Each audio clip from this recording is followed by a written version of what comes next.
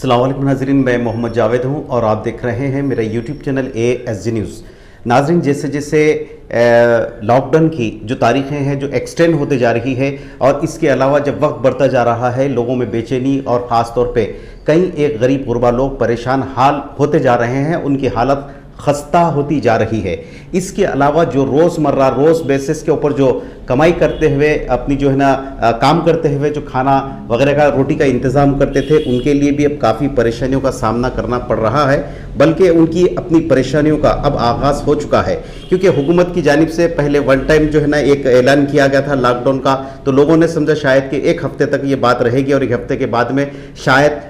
हालात मामूल पर आ जाएंगे, लेकिन ऐसा लगता नहीं। उसके बाद में एक सेकंड फिर ऐलान हुआ कि इसको 30 तारीख तक एक्सटेंड कर दिया गया है। लेकिन अब 30 तारीख के बाद में भी अगर ये एक्सटेंड होता है तो मैं समझता हूं कि पिछले लोगों का तजुर्बा और पिछले लोगों के पिछले साल की जो हालात थे, लोगों के शायद नज़रों में भी है, जहनों में भी इस वक्त वो परेशानियां हैं। पिछले साल के जो लॉकडाउन के अंदर कई लोग फाकाकशी का शिकार भी हो गए थे और कई लोग मुसीबत ज़दा जो है ना कई अफराद को बहुत बेहद परेशानियों का सामना करना पड़ रहा था। लेकिन लगता है कि अब वैसे ही हालात फिर से शुरू होने या उसका आगाज़ होने जा रहा है, क्योंकि अब लॉकडाउन जैसे जैसे इसमें तवेल होते जा रहा है, लोगों में बेचैनी पड़ती जा रही है। लेकिन शुक्र कीजिए कि जो 3 घंटे का जो टाइम है उसमें जो भी लोग हैं अपने तौर पर कुछ ना कुछ करके कमा रहे हैं। इससे काफ़ी लोगों को मतलब बहुत ही जो है ना इन्हें 3 घंटे में जो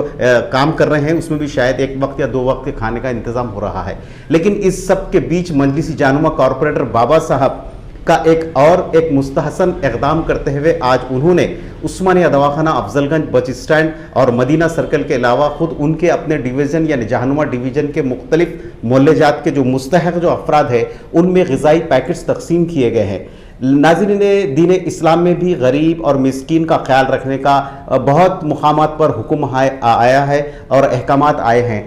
ऐसे मुश्किल तरीन हालात और ऐसी हालत में अब एक वक्त के खाने का इंतज़ाम करना एक इंसानी हमदर्दी का तकाजा भी है। मैं उन अहले खैर हजरात से भी गुजारिश करता हूं कि आप भी अगर है तो एक वक्त के खाने का इंतज़ाम कीजिए,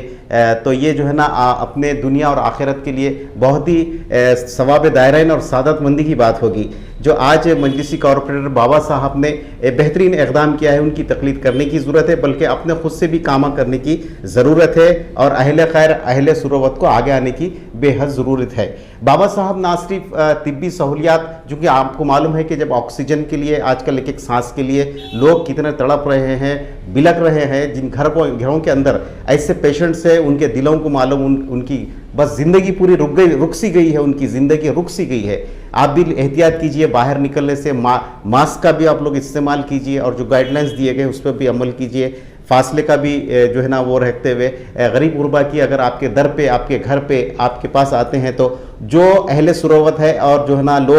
जो सरमायादार जो लोग हैं, किसी भी गरीब को जो है ना उनको वापस मत भेजिए। आपसे जो भी होता है दामे दरमे सुखने जो भी होता है उनकी